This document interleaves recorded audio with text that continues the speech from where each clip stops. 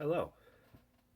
I'd like to do a little first impressions video of this Green Baobab boot, which I've now had for a half a week. Not very long. Um, I am very excited about these boots. Um, they're replacing ostensibly a Wolverine 1,000 mile Duval boot, which I've had since 2020. Um, since I've owned these boots, they've sort of been my 3 season do everything boot. The 3 seasons being fall, winter, and spring. Um, by do everything, I mean basically daily wear, walking the dog, hiking, camping, some work like you know, um, cutting and splitting firewood, sort of camp chore type stuff. Um, there's a property I go to pretty often, my girlfriend's family's property, do some of the work there. Not really like construction, but like light construction projects. So not really like heavy duty manual work. Um, Although like a little bit of digging, um, nothing crazy. And these boots have held up pretty well. These were the Duvals, which, as far as I can tell from the internet, were kind of one of Wolverine's like lower end. Hold on one second. Versions of the 1,000 mile boot. The thing I really have not liked about these boots and didn't like pretty much from the beginning, not knowing when I bought them, is the sole is basically like a fake. I mean, it's a real Vibram sole, but it's like a fake lug sole, meaning it has the lug sole design, but it's more of like a wedge sole um, durability. It's almost like a foam rubber. It's not really like a heavy duty lug rubber. Um, and they've held up. The uppers have held up really well. The leather is all still in good shape. It's scuffed up and beat up right now because I haven't treated them or cleaned them in a while. But it's to a point where I definitely need resole, and unfortunately, the welt and the slip sole are also cracked. Um, so I kind of reached a point where I asked some opinions, and people kind of agreed that it probably wasn't worth the money for the work it was going to require to get these back going. But they've been good boots. Um, these are way better. They're way more robust. The quality of them is way higher. They're just going to be so much more durable. So as far as I see, getting these to fill that 3 season do everything boot, these are going to do amazing. Um, Out of the box, I was really kind of blown away with the construction quality, material quality, just everything about these boots is just top notch, man. I am not a boot nerd. I'm not a leather nerd. But as far as I can tell, these are fantastic. These are by far the most high quality pair of footwear I've ever had. Um, Honestly, I looked them over really well and I could not find a flaw.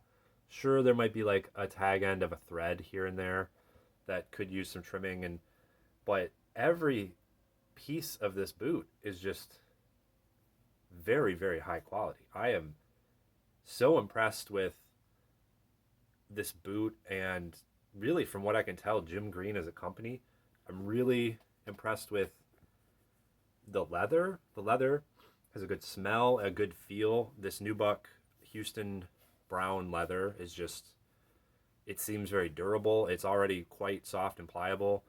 This calf skin liner, everything about this boot just seems to be high quality and very durable. Um, I chose this boot. Well, so when I was looking at replacing the Wolverine boot, uh, for the last probably 2 years, I was very heavily considering the JK 300X boot. Um, my my criteria for choosing were basically, I wanted a similar sort of heritage style boot, uh, and I wanted a true lug sole, and because that was the thing I was very annoyed about with this. For the a lot of the like hiking and outdoor use, I use my boots for, and I'll include a little bit of like hunting, bow hunting, and rifle hunting, in that. But anytime I'd encounter hills, which is pretty common in hiking, these just, especially once they started to wear, I want the lug sole. That traction both up and downhill is very important to me. Um, so the other boot I have on hand is a boot that I've used really probably like 12 years at this point, maybe 13 or 14 even. I can't remember exactly when I bought them. It was maybe 2011. But these are a military surplus. Um, they call them the ICWB, the intermediate cold wet boot. Very very military terminology there. I don't know the actual manufacturer of these boots. I know that they had a few different companies, including Bates and Belleville and probably some others. These are a Gore-Tex or fake Gore-Tex lined boot. Um, and I think I scored these for about $40 on eBay back in, I think, 2011. These have basically been my winter boot, um, and a hunting boot primarily. They're big enough inside that I could double layer the sock. They did come with a removable liner, but it was too small. Um, these are these are a size 10. The liner I think said 10, 10 and a half, but it was just way too tight on the foot. For that matter, I guess it's worth mentioning. A week before I bought these Jim Greens, I brand myself with a thick wool sock at 11 and a half D, and that seems pretty spot on. Mostly over the years, I've worn 11s, and I'm learning now I probably should have been wearing 11 and a halfs for years. Sorry, I'm losing track of where I was going on this. The Milsurp boot has actually held up pretty well, and if you look, has a very similar sole construction to this Baobab boot. It has a Vibram. I don't remember the exact name right now, but it's like 360 something. But it's a variation of the typical lug pattern on, Vibram lug pattern, and it's got this layer of EVA foam. This is obviously a synthetic welt. I have no idea what the construction of these boots are. I know it's a single layer of leather, a layer of Gore-Tex, and they've held up really well. I'm also not hard on footwear, which I'll go more into that in a second. But the Baobabs had quite a bit of similarity to what I've liked about these boots. These boots have been pretty comfortable, and they've held up actually really well. They're not the thing they need right now is kind of like an arch support or a different insole that has some arch support. Um, as far as a winter boot, I kind of wish they were grain out or because they're rough out. And there's an older version of that boot if you can find them that's in black that is full grain. But they've held up really well, and I like the sole construction. I think this combination of EVA foam with a lug outer, glued like a thinner lug outer, is going to hold up really well and do exactly what I want it to, and also be very comfortable. Um, it's worth mentioning, I suppose, I am a barefoot believer, like true barefoot. Going back to, you know, 15 years ago when like sort of that first wave of like barefoot like literature was coming out and barefoot shoes. And I was a believer for sure, but the thing was I always went actually barefoot. Like I'd barefoot hike. I'd be barefoot and still am for the most part. Barefoot as much as I can from like April to October, because where I live does have real winter. Um, I used to have really bad arch pain, and barefooting basically solved that. I believe, it changes your gait, it changes the way you walk, and it also changes your foot. Um, I am a D, like an average width foot. I don't need the incredibly wide foot.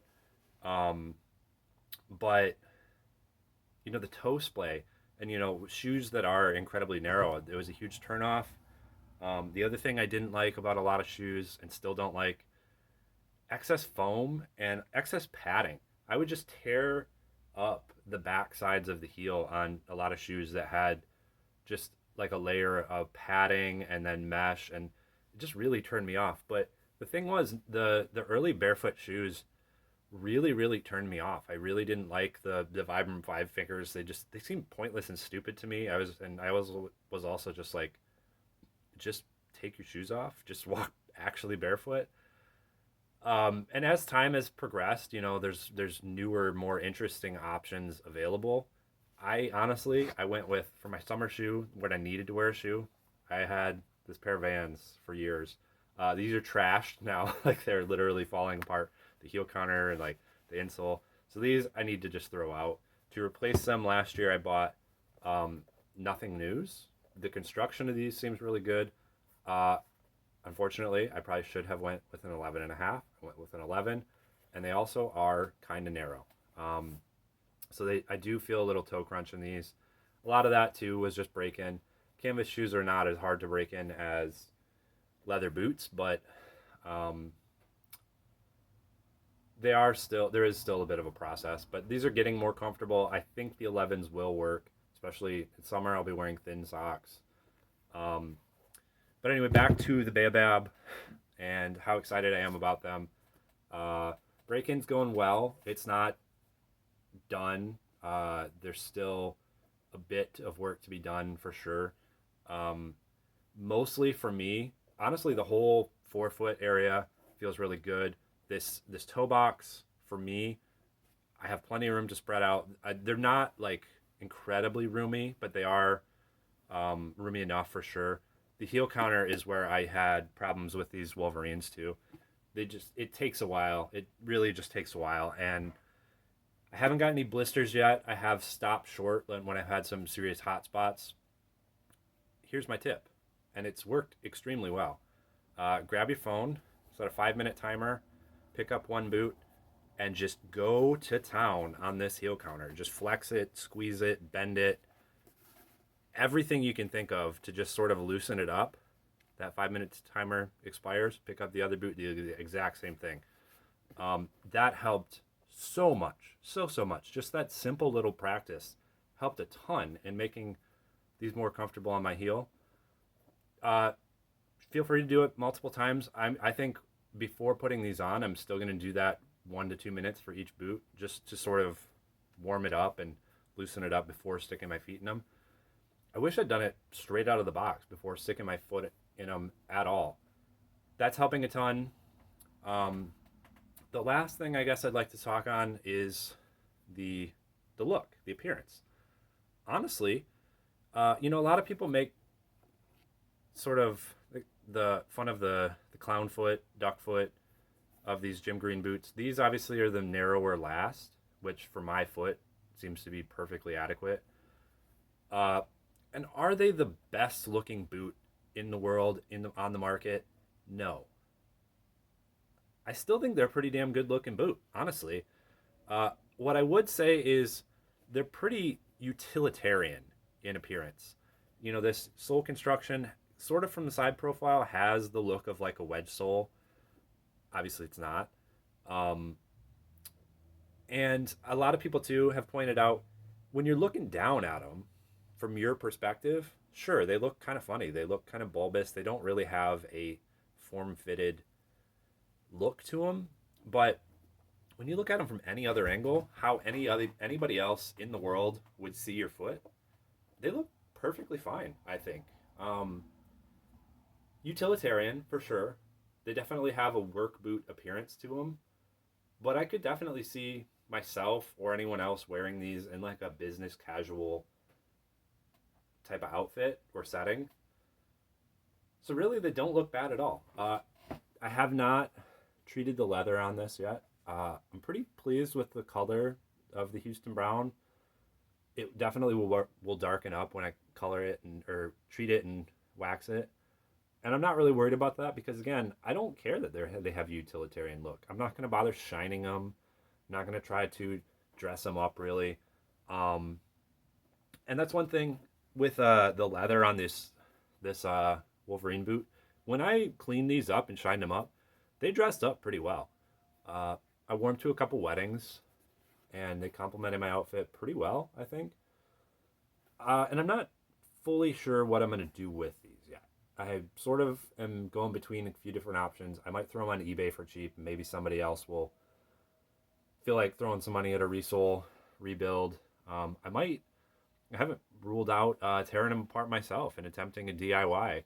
Um, the other thing, I mean, the last option basically is I've seen a couple like Instagram cobblers who have talked about doing similar kinds of rebuilds, soles for really cheap, like 65 bucks. So who knows? Maybe I'll send them away to a guy on Instagram and let him fix them up. If I do resole, like pay to resole these, if I don't just decide to keep them as like a beater boot for like garage work or whatever, maybe I'll stick like a leather sole with half soles on it or a dressier sole on them, and maybe just keep them as a dressier boot. Because once they're cleaned up, they'll still dress up pretty nice. But the Jim Greens, the Baobab, awesome boot. Um, really happy with them. Really excited about how these are going to break in and how they're going to start to look over the next year or so. Um, yeah, really good boot. It seems like right now they're sort of being outshined a little bit by the Numzon boot, but the Baobab, don't discredit it. Don't let it sort of slip your attention. Um, Interestingly enough, the second I took them out of the box, basically, I was like, oh, I need a pair of African Rangers now. So probably would not doubt if when summer rolls around, I end up picking up a pair of African Rangers, probably the barefoot, but honestly, I'm interested in the regular one too. Um, Rambled enough. Awesome boot. Really excited about it. Good job, Jim Green.